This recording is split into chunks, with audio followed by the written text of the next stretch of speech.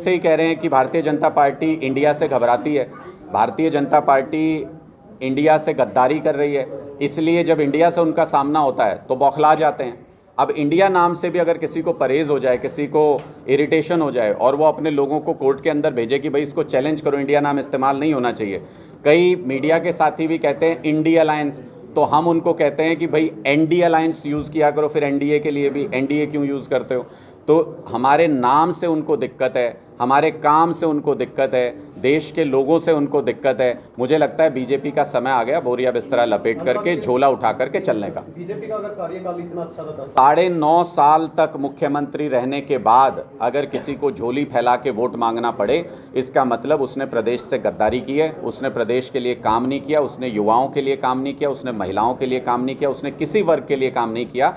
वरना अगर उनके अंदर हिम्मत है, मैं आज भी खट्टर साहब को चुनौती देता हूं, अगर उन्होंने और भारतीय जनता पार्टी ने 9.5 साल तक काम किया है तो खुल करके ये ऐलान करें कि अगर उन्होंने काम किया हो तो लोग वोट दें, वरना उनको वोट मत दें, जैसे अरविंद केजरीवाल जी बोलते हैं। इतनी हिम्मत भारतीय जनता पार्टी के नेताओं में नहीं है। अभी तक 9 जगह पे उनके उम्मीदवार आने हैं, वो 9 जगह पे उनके उम्मीदवार घोषित नहीं हुए हैं, इसलिए कांग्रेस के कोई भी उम्मीदवार अभी ग्राउंड पर अपनी तैयारियां नहीं कर रहे हैं। इसलिए पूरे प्रदेश से जहां से भी संभव है सभी कांग्रेस के लीडर्स हमारी मदद करने के लिए यहां पर आ रहे हैं। और जहां जहां हमसे मदद मांगी जा रही है, जैसे रोहतक में कार्यक्रम करने के लिए भी डॉक्टर सुशील गुप्ता जी वहां पे गए थे, पार्टी के कई सारे नेता वहां पे गए थे। जहां जहां हमसे मदद मांगी जा रही है वहां पे हम मदद भी कर रहे हैं। इसलिए आप लोगों को यहाँ पे कांग्रेस के लीडर्स की मूवमेंट ज़्यादा नज़र आ रही है। हम इसका स्वागत करते हैं और हम सारे कांग्रेस कार्यकर्ताओं और नेताओं को आमंत्रित करते हैं कि पूरी ताकत लगा के हमारा सहयोग करें, ताकि सिटिंग चीफ मिनिस्टर की सीट पर कुरुक्षेत्र से ये अधर्म और धर्म के बीच का जो युद्ध है इसको हम जीत सकें और अधर्म को पूरे तरीके से हरा सकें। आने वाले समय में आपकी ये शिकायत भी अपने आप दूर हो जाएगी।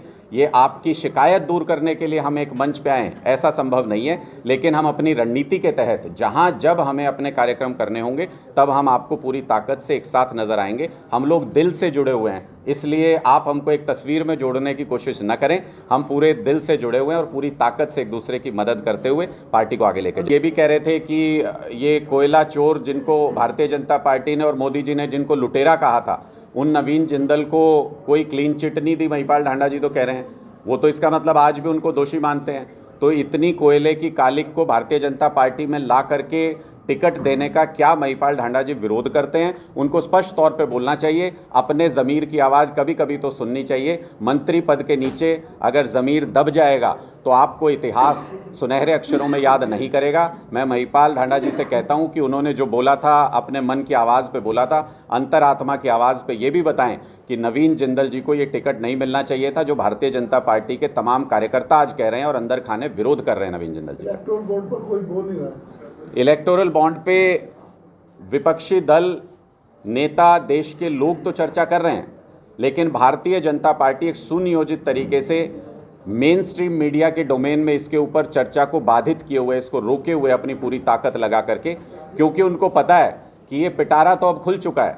और इसी इलेक्टोरल बॉन्ड के डाटा से ये सार्वजनिक हुआ कि मनी ट्रेल आम आदमी पार्टी के पास ढूंढ रहे थे शराब घोटाले की, लेकिन शराब घोटाले के मुख्य अभियुक्त के अकाउंट से, उसकी कंपनी के अकाउंट से 60 करोड़ रुपया भारतीय जनता पार्टी के अकाउंट में गया हुआ है। हमने पहले भी मांग की है कि अगर ईडी चुनाव आयोग के मातहत आज के दिन में निष्पक्ष रूप से काम कर रही है तो इस 60 करोड़ रुपए के मनी ट्रेल को ट्रेस करने के लिए जेपी नड्डा जी को बुला के पूछताछ कीजिए, अमित शाह जी को पीएमएलए एक्ट में गिरफ्तार करके जेल में डालिए क्योंकि प्रोसीड्स ऑफ क्राइम उनके पास जा रहा है, और मोदी जी को भी गिरफ्तार करके, जैसे एक सिटिंग चीफ मिनिस्टर को गिरफ्तार कर सकती है अगर ईडी, तो सिटिंग प्राइम मिनिस्टर को भी गिरफ्तार करके एक नज़ीर स्थापित करे और उनसे पूछताछ करे कि ये 60 करोड़ रुपए जो शराब घोटाले के मुख्य अभियुक्त के पास से भारतीय जनता पार्टी के पास आया, इस 60 करोड़ का इस्तेमाल कहाँ किया मोदी जी ने, अमित शाह जी ने और जेपी नड्डा जी। संजय सिंह जी को जिस तरीके से फर्जी मुकदमे में, झूठे मुकदमे में जेल में डाला गया था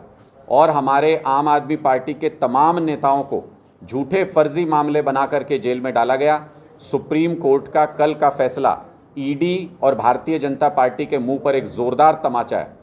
पीएमएलए के कानून में अगर किसी को जमानत होती है तो उसका मतलब ही सीधे सीधे ये होता है कि उसके खिलाफ कोई भी साक्ष्य उपलब्ध नहीं है, और कोर्ट ने ये पाया कि प्राइमा फेसी वो पूरी तरह से निर्दोष है। तभी पीएमएलए में ज़मानत होती है। ये ज़मानत अपने आप में ये बताती है कि ये पूरा का पूरा मुकदमा फर्जी था। झूठे केस बना करके विपक्षी पार्टी के नेताओं को जेल के अंदर बंद रखने की कोशिश की जा रही है। संजय सिंह जी की ज़मानत से कार्यकर्ताओं में ज़बरदस्त उत्साह है, कार्यकर्ताओं के लिए एक भावुक पल है। ये इस बात को भी साबित करता है कि तानाशाही की जेल की दीवारें कितनी ऊंची क्यों ना हो, वो क्रांतिकारियों के हौसले से ऊंची नहीं हो सकती हैं। हमारे सभी नेता क्रांतिकारियों की तरह लड़े और क्रांतिकारियों की तरह अपनी बात पर देश के लिए अड़े रहे, और उसका नतीजा ये कि संजय सिंह जी की ज़मानत के साथ ही ये केस धराशायी होना शुरू हो गया। पूरे देश की जनता के सामने ये स्पष्ट होना शुरू हो गया कि भारतीय जनता पार्टी ने फर्जी केस बना करके आम आदमी पार्टी के नेताओं को जेल में डाला था।